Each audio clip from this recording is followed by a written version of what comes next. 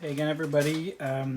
Provided another status update on the latest my build. If you look at my prior videos, I'll link them here.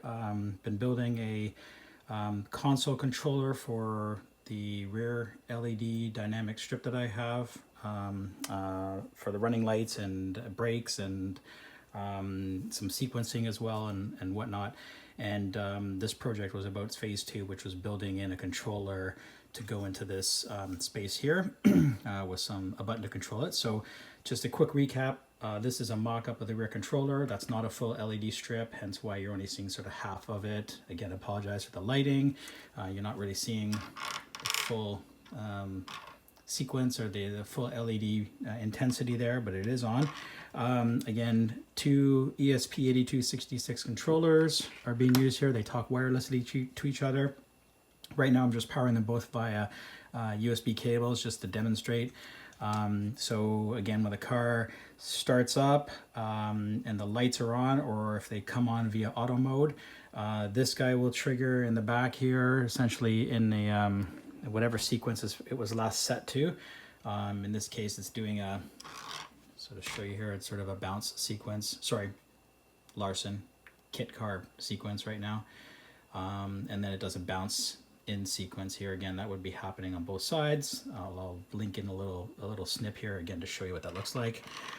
And then this controller here, when it starts up, basically whenever the car comes on, it'll start up and show a logo Miata, and it'll jump into showing the status of the lights. This shows that they're on. I can click this button here to scroll through the modes. I've got the kit mode, which is Larson scanner, the bounce mode, which you saw as well. Does both those modes together, and then demo mode is just if I'm parked and want to sort of show this off to somebody, I can engage that mode.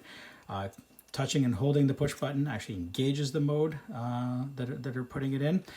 There are also two status symbols here for the airbag and the seatbelt sensor for the passenger seatbelt. That is being watched here. Two photo diodes are watching the LEDs behind here. Obviously they're not on, so that's why you're not seeing the graphics, but you can see some of my prior stuff that I'll pop up a picture somewhere around here to show that. So anyway, I'll just quickly, again, scrolling through, I can scroll through the different modes. If I want to engage demo mode, I do that. It says sent, and in a second or so, it'll fire up the mode here. I don't know if you can see that, how well you can see it, but it's going to cycle through a few modes there. There is also a portion that when it's done, the sequence modes, obviously, as I've said before, it just runs in sort of running light mode. Obviously, when the lights are on, it's just red lights, as you see, but it has a brake mode. So when the brakes are applied, it watches the brakes and it actually sequences from the center outwards on both sides to indicate the brakes are being turned on. So that'll show that. As I mentioned before in prior videos, this is showing you that the actual, the mode it's in right now is actually active. So it's showing it's an active mode. And then when not all would stop, this would switch back to either, well, I'll unplug it and show you what I mean. But it's unplugged, it's pinging it, it's no longer getting an answer, and now it says, the rear LED strip is off until it's turned back on, obviously. So that's about it. Just maybe show you a little bit about this. I don't know how well you can see that, but I basically have soldered wires. Everything's going from breadboarding to actual soldered wires. I like to use silicone coated wires. They're flexible and they last forever. And I've had some outside my house with another project for 8 years now in the elements, and they are still flexible and the copper inside's still good. So I use these, like, I swear by this wiring. It's very good stuff. It's very flexible and takes a good beating and comes in many different gauges. The OLED is in there. I've just sort of glue tacked it to the back of the screen to hold it tight. There is the touch, sorry, that may not have made it through the camera very well, but there it is there. The touch switch is just glued in. I had to sort of do some drilling here. Yeah, I had to bastardize the actual button here, but worst case scenario, maybe I can find another one if I ever had to replace it, or I could just 3D print or buy a blank cap to put it on there. That's all wired up to the controller. So I 3D printed just a simple little holder, an open case. I wanted to go open because I wanted to make sure the Wi-Fi could communicate to the car, but also protect from any circuitry or any contacts with metal.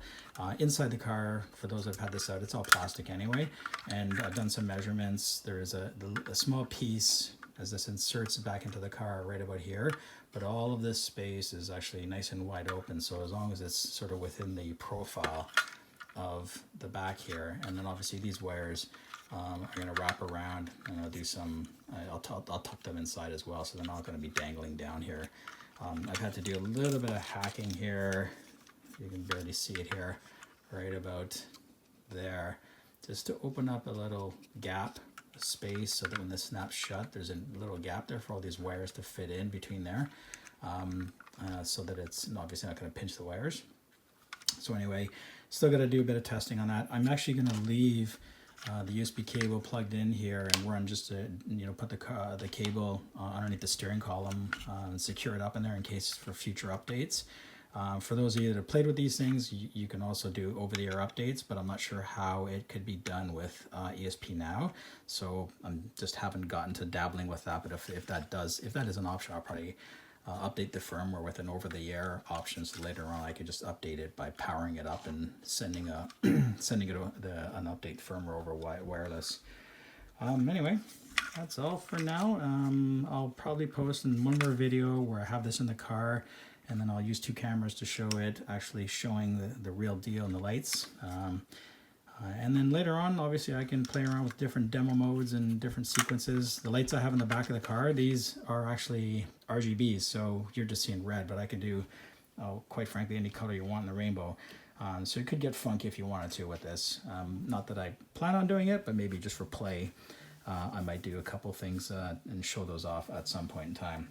All right, thanks for watching, folks. Again, could use the support. Like and subscribe, please. Take care. Have a good day.